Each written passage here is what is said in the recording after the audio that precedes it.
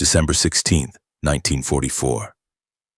9:47 a.m., Hürtgen Forest, Germany. Private First Class James McKay crouches in a frozen foxhole, breath misting in the December air. He's 22 years old, farm kid from Iowa, been in Europe since September. This is his fourth week in the Hürtgen, the meat grinder, the green hell, the death factory. Through the morning fog, he hears them, German voices, close, maybe 100 meters out. McKay checks his M1 Garand, loaded, 8 rounds in the clip. He pats his cartridge belt, 10 pouches, each holding an 8-round en-bloc clip. 80 rounds right there. Then he touches the bandoliers crossed over his chest. 2 of them, 6 pockets each, 1 clip per pocket. Another 96 rounds. Quick math, 176 rounds total. He doesn't think much about it. It's just what you carry, what everyone carries. What he doesn't know, what he can't know crouching in that frozen hole listening to Germans approach through the fog, is that he's carrying nearly 3 times the ammunition of any enemy soldier moving toward him right now. And that disparity is about to save his life. 200 meters away, through the same fog, Gefreiter Hans Weber checks his own ammunition. He's 19, drafted 6 months ago after the Volkssturm scraped the bottom of the barrel. His unit, 272nd Volksgrenadier Division, is part of the Great Offensive, Wacht am Rhein, the Watch on the Rhine. They've been told the Americans are green, demoralized, ready to break. They've been told this offensive will win the war. Weber fingers the 3 leather pouches on his belt. 3 Patronentaschen, the standard ammunition pouches for the Karabiner 98 Kurz. Each pouch holds 2 5-round stripper clips, 10 rounds per pouch. 3 pouches, 30 rounds. He's got another 30 rounds in his bread bag, the standard second allocation. 60 rounds total. 12 full magazines for his Kar 98K. That's his basic load. That's all he's got. Weber doesn't know it yet, but in about 3 minutes he's going to discover what it means to fight an enemy who has 3 times more ammunition than you do. And that discovery is going to change everything. By late 1943, the United States Army has completed one of the most significant small arms transitions in military history. Every rifleman, every single infantryman in every division now carries the M1 Garand. It's revolutionary. The M1 is semi-automatic, gas-operated, fires .3006 Springfield cartridge, 8-round en-bloc clip that loads from the top. Most importantly, it fires as fast as you can pull the trigger. No bolt to cycle, no manual operation between shots, just aim, squeeze, fire, aim, squeeze, fire. The only other army with semi-automatic rifles as standard issue is the Soviet Union with their SVT-40. But even they only partially equipped their forces. The Americans went all in. Every rifleman gets an M1. The German soldier, meanwhile, carries the Karabiner 98 Kurz, the Kar 98K. It's an excellent rifle, accurate, reliable, powerful. German engineering at its finest. It's also a bolt-action design that traces its lineage directly back to 1898.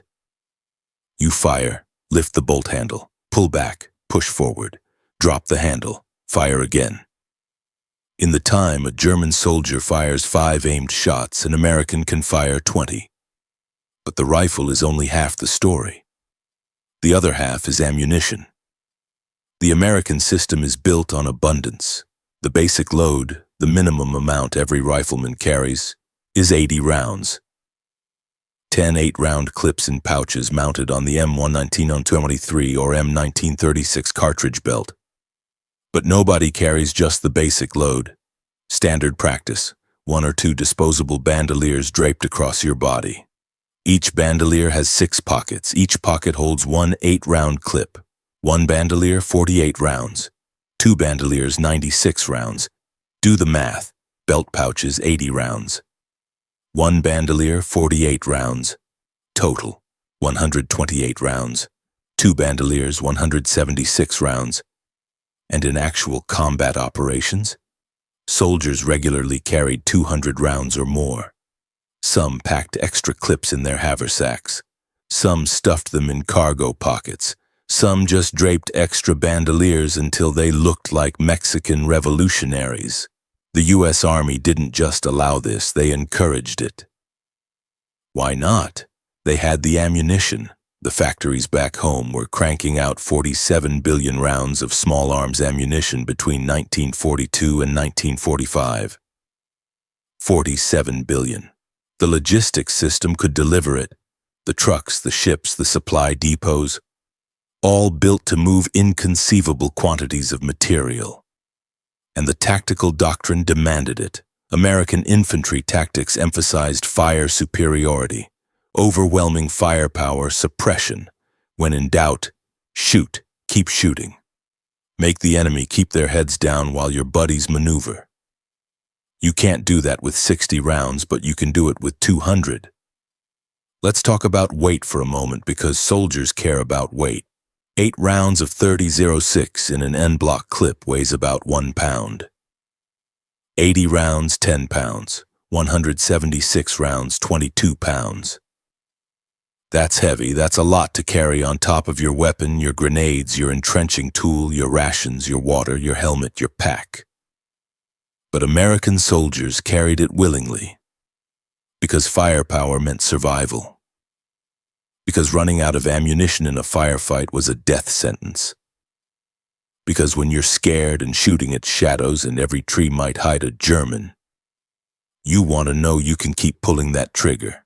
The M1 Garands semi-automatic action meant you'd burn through ammunition faster than your father did with his bolt-action Springfield in the last war.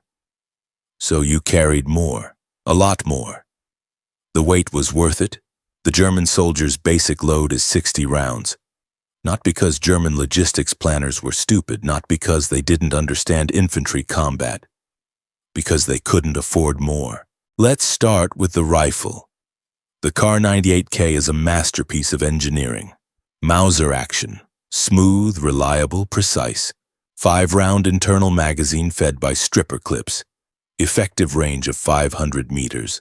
In the hands of a trained soldier, it's deadly, but it's fundamentally a First World War weapon fighting a Second World War conflict. Bolt action, manual cycle after every shot. A well-trained soldier can fire 10 to 15 aimed shots per minute. An American with an M1 can fire 40 to 50. That's not a small difference. That's a 3-to-1 or 4-to-1 advantage in volume of fire.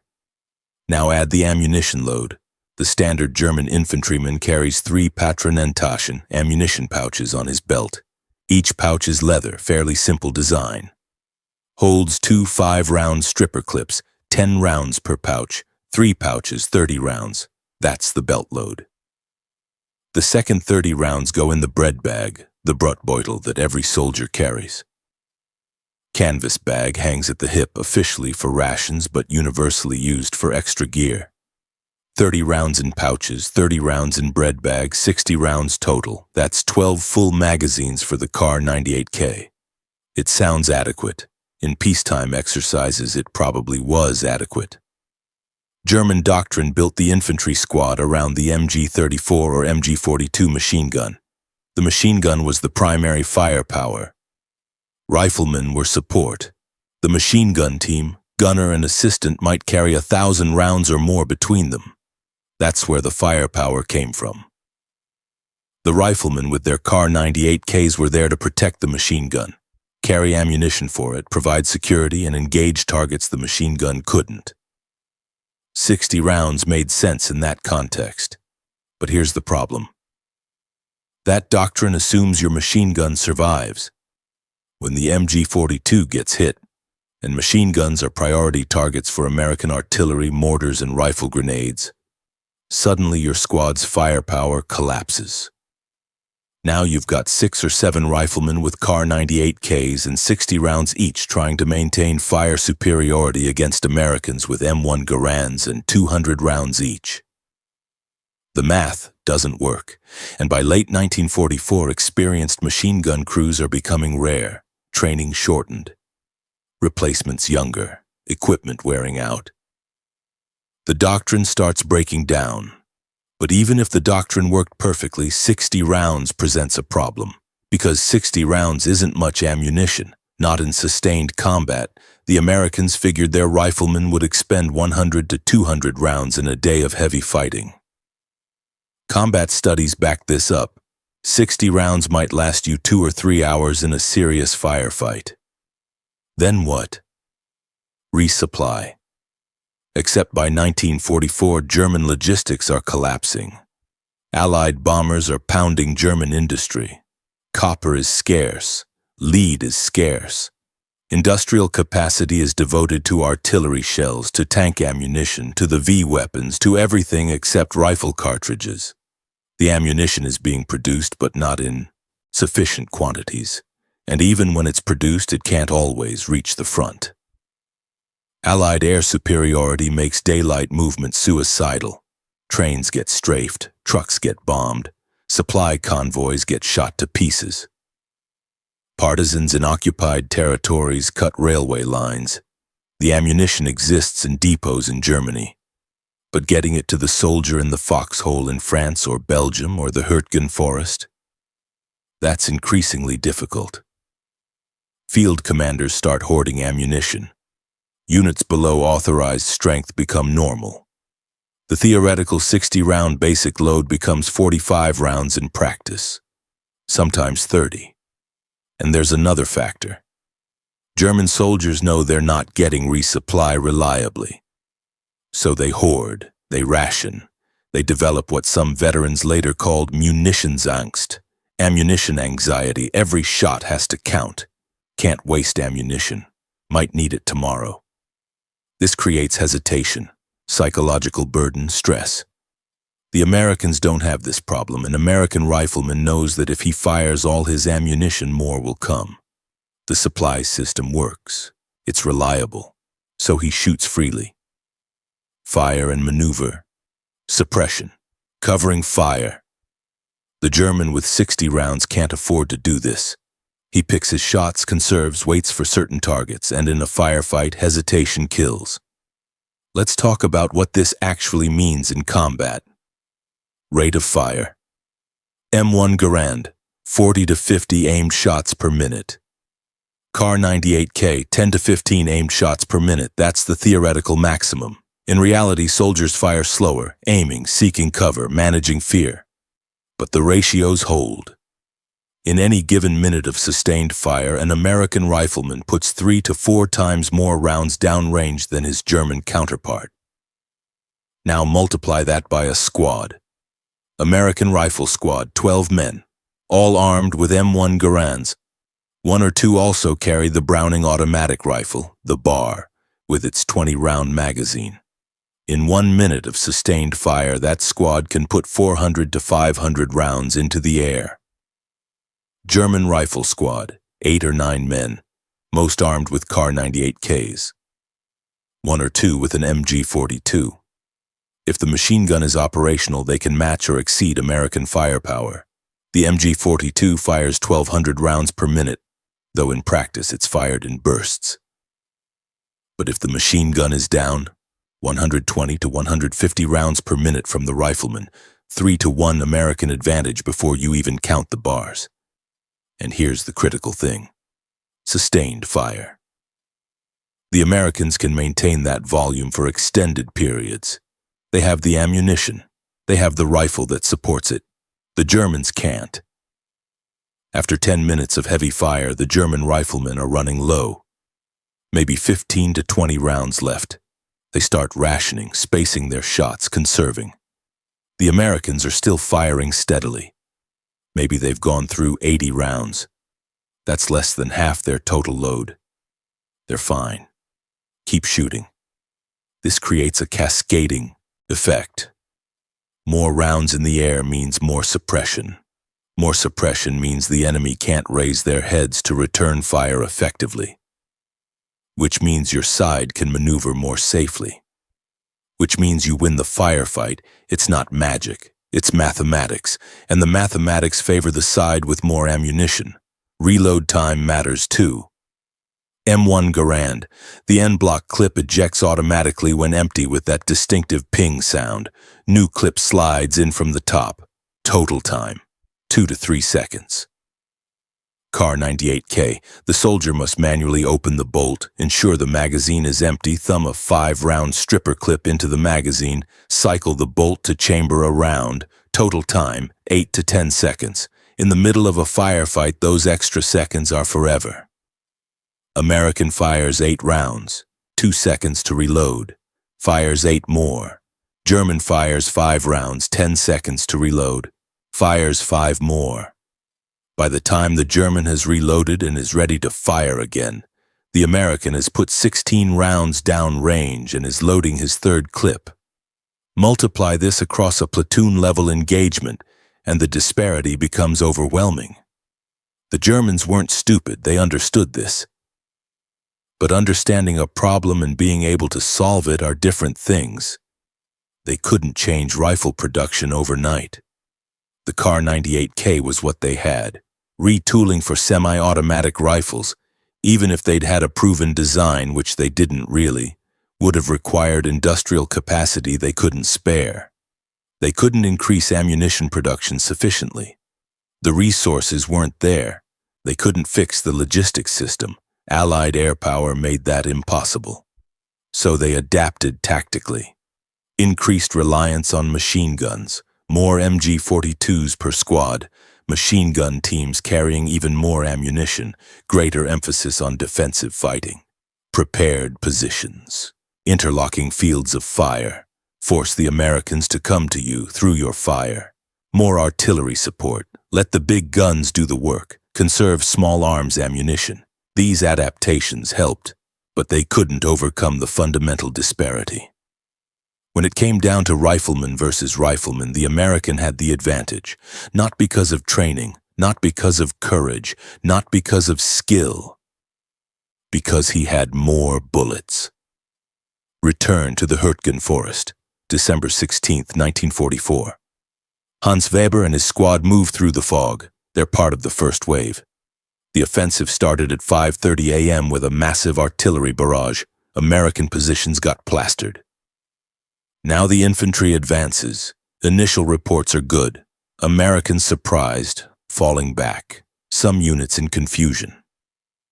Weber's squad has been moving for 3 hours. They've encountered scattered resistance, a few shots, Americans retreating. Nothing serious. The German soldiers are cautiously optimistic. Maybe the officers were right. Maybe the Americans will break. Through the fog, Weber sees movement. His squad leader, a veteran transferred from the Eastern Front, signals, "Halt!" They're at a forest clearing, maybe 100 meters across. Americans dug in on the far side. Weber can see foxholes, helmets, 3 or 4 positions visible. The squad leader deploys his men. They're supposed to be 12 strong. Casualties and sickness have reduced them to 8. 2 men set up the MG-42, the riflemen spread out. The plan is simple. Machine gun suppresses the American positions, riflemen advance under that cover, close with grenades. Standard tactics. The MG-42 opens fire. That distinctive sound, like tearing canvas, like a chainsaw, like nothing else on earth. 1,200 rounds per minute when it really gets going. The Americans hunker down.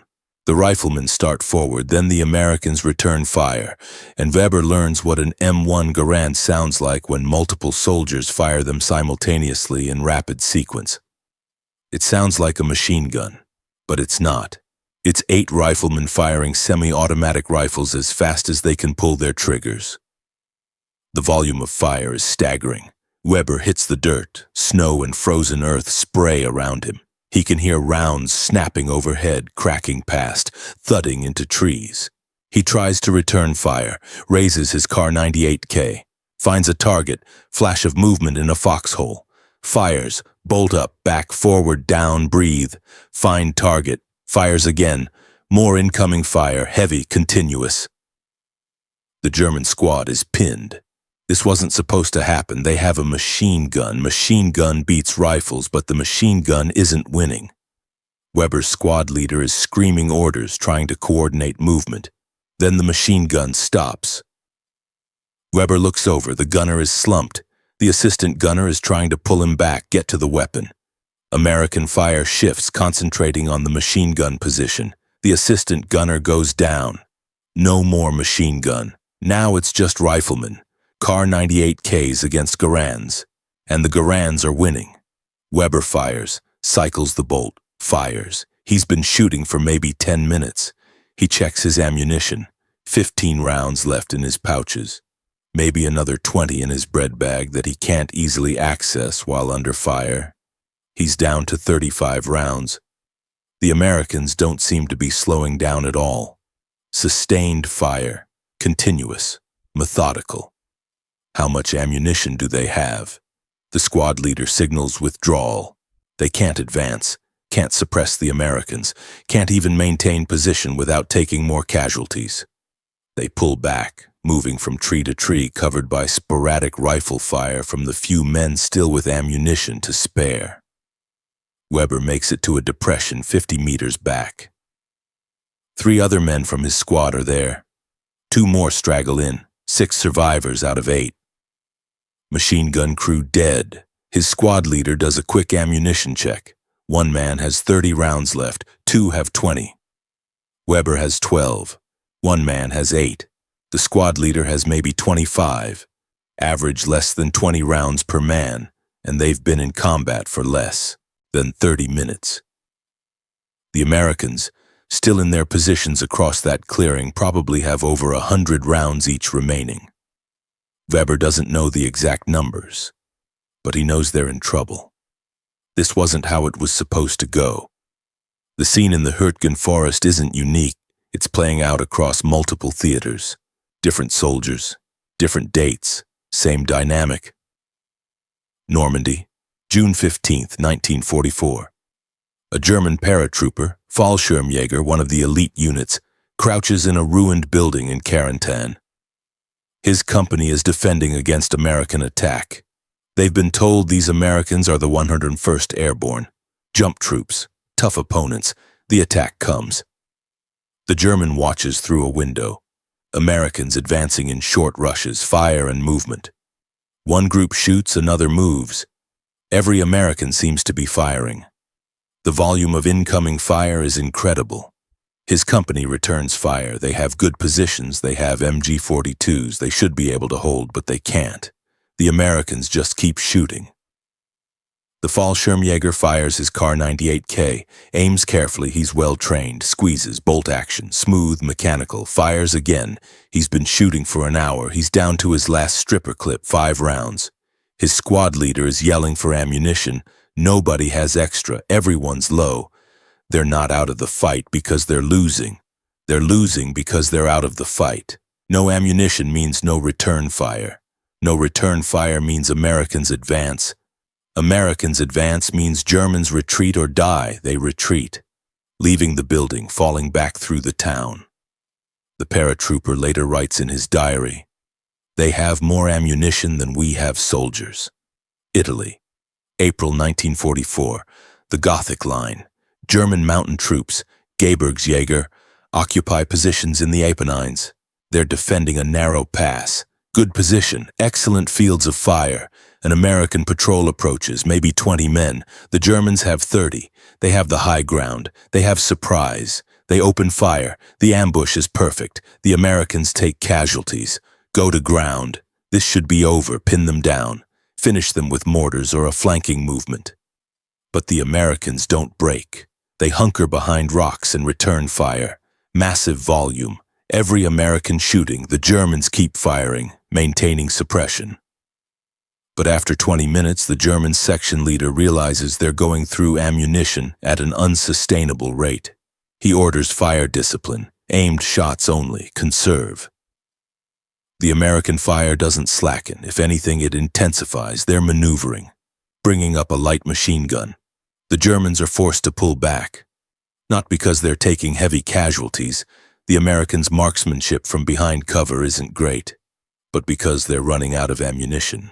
The Americans can afford to spray rounds, suppressive fire, Keep the Germans' heads down while they maneuver. The Germans can't afford to match that expenditure, so they retreat.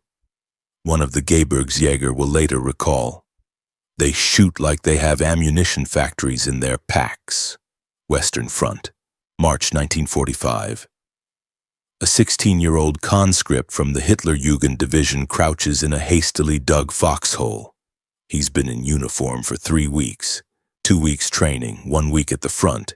He's armed with a Kar 98K and 45 rounds. Not even the full basic load, supply shortages.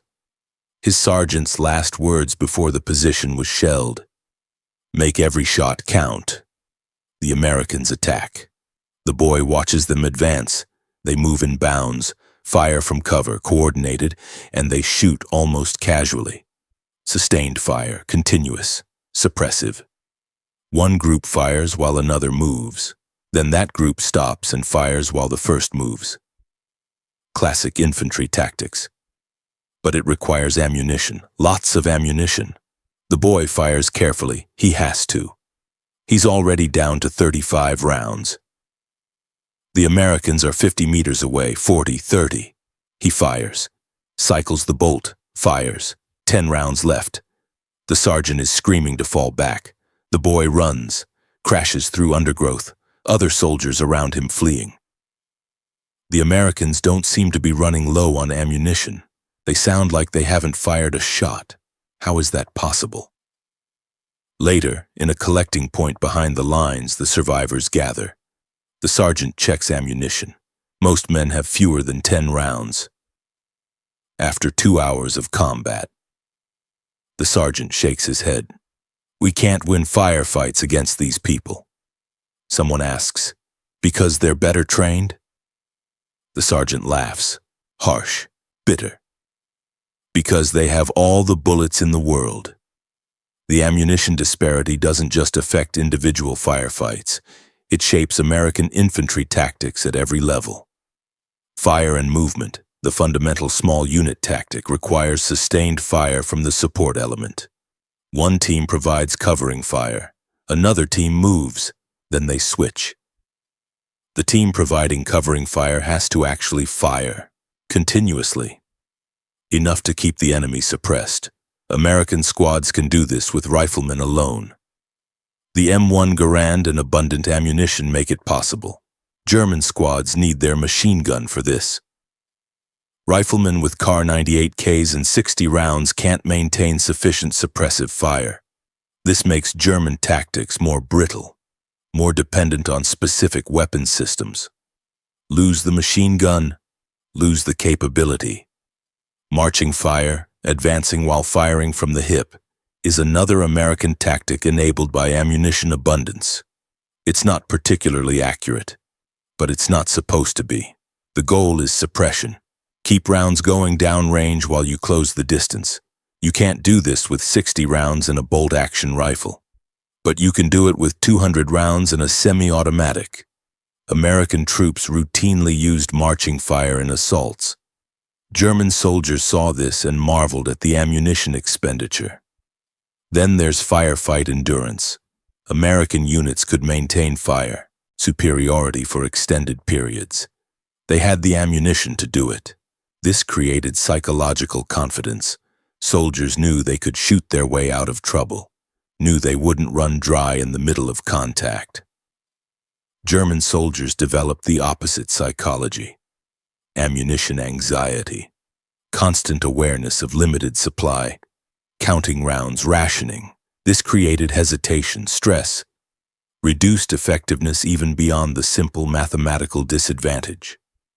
A German veteran later described it: "We were always thinking about ammunition. How many rounds do I have left? How long until resupply? What if we get attacked and I'm already low?" American soldiers didn't worry about this. There was always more ammunition. This difference in psychological burden was significant. Confident soldiers fight better. They take initiative. They're aggressive when appropriate. They don't hesitate. Anxious soldiers worried about ammunition, about supply, about running out, are less effective. By 1944, German infantry is adapting. Even more emphasis on machine gun employment. MG-42 teams carrying extra ammunition. Sometimes as much as 1,500 rounds between gunner and assistant. But this makes the doctrine even more machine gun-centric, even more brittle. In defensive positions, this works reasonably well. Prepared fields of fire, good positions for the machine guns. Conserve rifle ammunition. But in mobile operations, in meeting engagements, in confused, fluid situations, the Americans have the advantage. Because every rifleman is capable of sustained fire, the squad's firepower isn't dependent on one weapon system. There's another factor, the supply chain breakdown. By mid-1944, German ammunition logistics are failing. Allied air interdiction makes supply runs dangerous. Partisan activity in occupied territories disrupts rail lines. Raw material shortages limit production. Frontline units operate below authorized ammunition levels routinely. The theoretical 60-round basic load becomes aspirational rather than actual. 45 rounds becomes common, sometimes 30.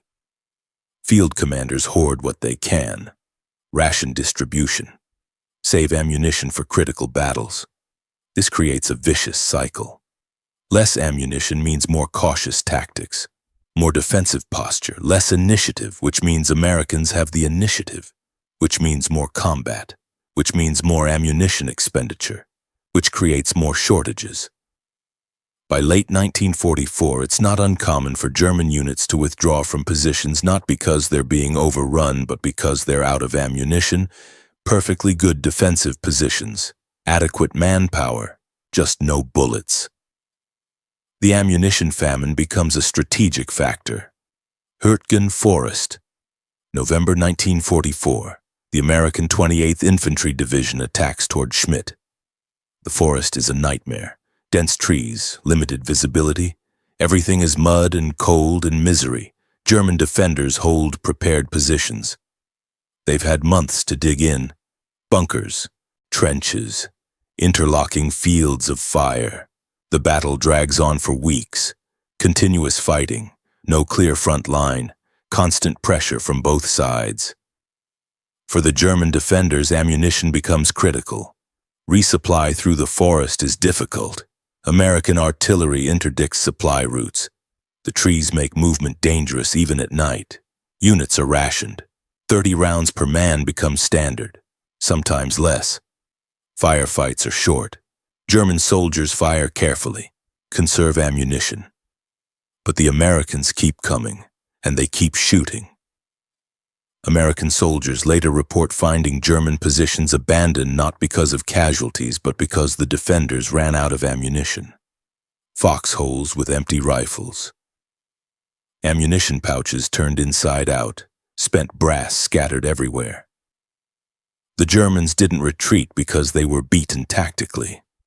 They retreated because they had no more bullets. Some positions were overrun not by assault but by attrition. Americans maintained fire, Germans couldn't return it, Americans advanced. Survivors report hand-to-hand combat, bayonets, entrenching tools, pistols. Not because it was a desperate assault, because the Germans had no rifle ammunition left. The Ardennes. December 1944 into January 1945, the German offensive, the Bulge, initially succeeds. American units surprised. Germans advance rapidly, but the advance is predicated on speed. Quick breakthrough. Capture American supply dumps. Keep moving.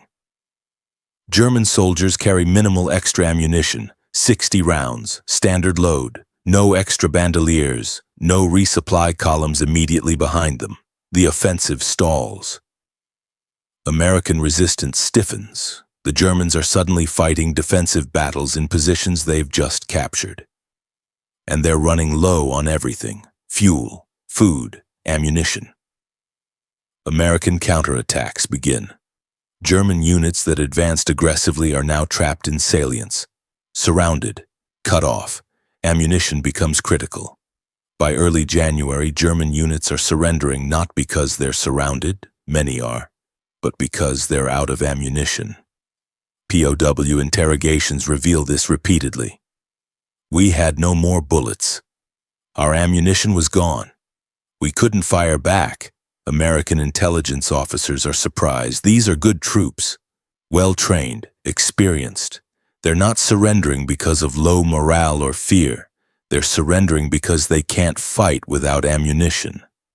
Rhine River crossings, March 1945. Germans defending the river line, last major natural barrier before the heart of Germany. American forces attack across multiple points. German defenders have prepared positions. They know the Americans are coming. They're ready. But they're desperately short of everything, including ammunition. Units are rationed to 45 rounds per rifleman, some less. Officers order strict fire discipline, only engage confirmed targets, conserve. The Americans cross.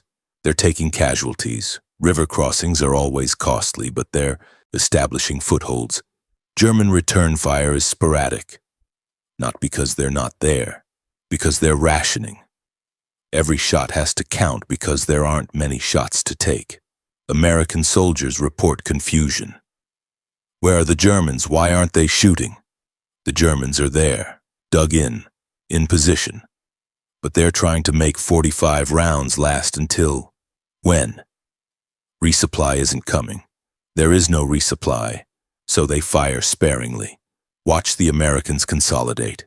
Wait for targets they can't miss. By the time they're engaged fully, they're already losing. Because you can't win a defensive battle when the attacker can fire 3 times as much as you can. Statistical reality supports these accounts. U.S. Army studies during the war estimated the average infantryman in heavy combat fired 100 to 200 rounds per day. German studies post-war based on survivor accounts and unit records indicate German soldiers often exhausted their basic load within 3 to 4 hours of sustained combat. Without resupply, they became spectators. Armed spectators, but spectators nonetheless. Many German POWs were captured with empty rifles, not because they'd surrendered immediately, because they'd fought until their ammunition ran out, then had no choice. What does it mean psychologically to know you're outgunned before the first shot is fired? American soldiers developed confidence in their ammunition supply. It became part of their identity, part of the American way of war. Overwhelming material superiority, they joke about it, write home about it. We have so much ammunition we could build houses with it. This confidence influenced tactics and behavior. American soldiers were more willing to engage, more willing to fire freely, more aggressive, because running out wasn't a real concern. German soldiers developed the opposite mentality, constant awareness of scarcity, ammunition anxiety, the need to conserve. I count every cartridge like gold pieces. That's from a German soldier's letter home found after his death. The psychological burden was real. German soldiers would search fallen comrades for ammunition, scrounge through destroyed vehicles. Check every supply dump they passed. Not officially, not as organized scrounging, just individual survival behavior. Because they knew the supply system wasn't delivering. This created stress, reduced effectiveness, added to combat fatigue. Fighting is stressful enough. Fighting while constantly worried about ammunition adds another layer. The myth versus the reality created cognitive dissonance for many German soldiers. They'd been told they were superior soldiers, better trained, more experienced, harder, tougher. And individually, much of that was true. German training standards, even late in the war, were generally good. Many German soldiers were veterans with years of experience, but it didn't matter. Superior training and experience can't overcome a 3-to-1 ammunition disadvantage, combined with a 3-to-1 rate of fire disadvantage. You can't outskill not having bullets. German veterans after the war universally mentioned this. In memoirs, in interviews, in historical debriefings, American material superiority, and not just tanks and planes and artillery, though those too, but basic infantry ammunition. One veteran put it bluntly. We could be better trained, better soldiers, better marksmen, but when they have 200 rounds and we have 60, we lose. Another, it doesn't matter how brave you are when your rifle is empty. The American perspective was different. American soldiers certainly respected German troops, feared them in some cases, knew they were dangerous opponents, but they also knew they had advantages, material advantages, industrial advantages, and ammunition was one of those advantages. American training emphasized this. You have the equipment, you have the support, use it. Don't conserve ammunition unnecessarily. Fire when you need to fire, keep the enemy suppressed, win through firepower. This created a fundamental difference in mindset between the two armies. One side fighting with abundance, the other with scarcity, one side confident, the other anxious, one side aggressive, the other conservative. And in infantry combat, psychology matters. The numbers tell the story. American small arms ammunition production 1942-1945, 47 billion rounds. German small arms ammunition production 1942-1945, approximately 15 billion rounds, 3-1, but that understates it because Germany had a larger army overall. More men under arms. Per soldier allocation, Americans had something like a 5-1 advantage. Then factor in delivery. American ammunition reached the front. German ammunition often didn't. Allied air superiority, strategic bombing, tactical interdiction, partisan activity. The ammunition existed in depots in the Ruhr. But getting it to the Ardennes or the Hürtgen or Italy? Increasingly difficult, often impossible. American logistics worked. Ammunition arrived when and where it was needed. The Red Ball Express, the Mulberry Harbors, the supply system that kept millions of men equipped and fighting. German logistics collapsed. By late 1944, it's barely functional. By 1945, it's essentially broken. The tactical implications were clear. American infantry doctrine emphasized the individual rifleman's firepower. Every soldier was a significant combat asset. The squad's effectiveness wasn't dependent on specific weapon systems. German doctrine emphasized the machine gun. The riflemen were support. When the machine gun went down, the squad's effectiveness collapsed dramatically. American doctrine was more resilient, more adaptable, more forgiving of casualties. Lose your barman? The squad is still dangerous. You've got 11 guys with M1 Garands. German doctrine was brittle. Lose your MG-42 team? Now you've got 7 guys with Kar 98Ks and limited ammunition. The difference mattered. German veterans after the war were surprisingly frank about this in historical debriefings. They universally acknowledged American material superiority. Nobody tried to pretend otherwise, but they specifically mentioned ammunition. Repeatedly. They fired like they would never run out. We counted our shots, they counted their targets. The American soldier was rich. Rich in equipment, rich in support, rich in ammunition. We were poor. This wasn't excuse-making. It was analysis. The German army fought well tactically. Unit for unit, soldier for soldier, the Germans were often effective opponents, but they couldn't overcome the material disadvantage. And ammunition was a big part of that disadvantage. Hans Weber survived the war, captured March 12, 1945, near Remagen. His unit was trying to contain the American bridgehead across the Rhine. They failed. When he was captured, his rifle was empty. Not because he'd surrendered immediately, because he'd fought until he had no ammunition left. Then he surrendered.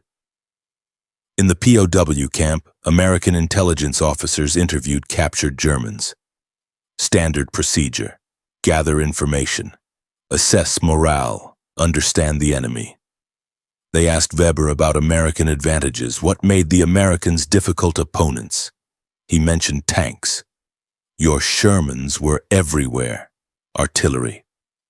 We called your artillery the Amerikanische Orgel, the American organ, because it played all day. Air power. Your planes owned the sky. We couldn't move in daylight. Then he paused. And ammunition, he added. You had so much ammunition. The interrogator pressed. What did he mean? Weber tried to explain. In a firefight, you never stopped shooting. We'd fire back, but we had to conserve. Pick our targets, make shots count. You just fired continuously like it didn't matter. Like you had millions of bullets. The interrogator noted this, filed it in the report. It wasn't considered particularly significant at the time. Tanks and planes were the story, artillery and logistics, the big picture. But Weber knew. Every German soldier who fought Americans knew. The ammunition disparity was real, and it mattered. James McKay also survived.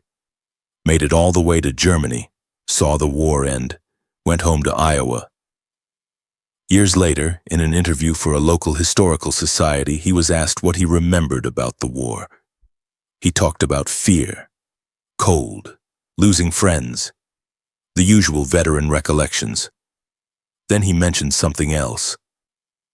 We always had ammunition, he said.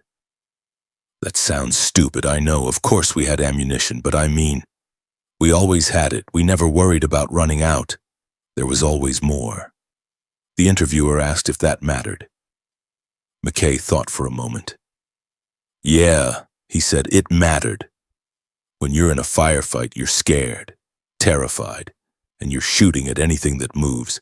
If I'd had to worry about conserving ammunition, about making every shot count, and I don't know. I just shot, kept shooting. Fire and movement, that's what they taught us. And we could do it because we had the bullets to do it. He paused. The Germans didn't, and I think that made a difference. The war was decided by many factors: strategy, leadership, geography, technology, industrial capacity, logistics, training, morale. But also by simple material realities. 200 rounds versus 60 rounds, semi-automatic versus bolt action, supply abundance versus supply scarcity. These things mattered, not in the grand strategic sense, not in the way historians usually think about victory and defeat, but in the frozen foxholes, in the forest firefights, in the confused, violent, terrifying moments when soldiers fought and died. In those moments, the soldier with 200 rounds had an advantage the soldier with 60 rounds couldn't overcome with training or courage or determination. An advantage that came from factories in America working 3 shifts, from a logistics system that could deliver billions of rounds across an ocean, from a military doctrine that emphasized firepower over conservation.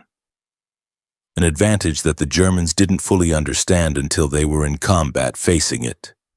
An advantage that helped win a war. 2 soldiers in late 1944. Both trained, both determined, both fighting for their countries. One carries 60 rounds in leather pouches and a canvas bread bag. One carries 200 rounds in belt pouches and crossed bandoliers. Both fight, both are brave, both face the same fears. Only one can maintain fire superiority. Only one has the ammunition to implement his army's doctrine. Only one goes home. In the end, sometimes it's that simple. The war was won by many things: courage, strategy, industrial might, alliance politics, technological innovation. But in the forests and fields where individual soldiers fought, it was sometimes won by something simpler, by the guy who had more bullets. That's not the glamorous story of World War II. It's not tanks crushing through the desert or bombers over Berlin or Marines raising flags on distant islands. It's just 2 riflemen in a firefight. One with 200 rounds, one with 60, and in that moment, that's the entire war.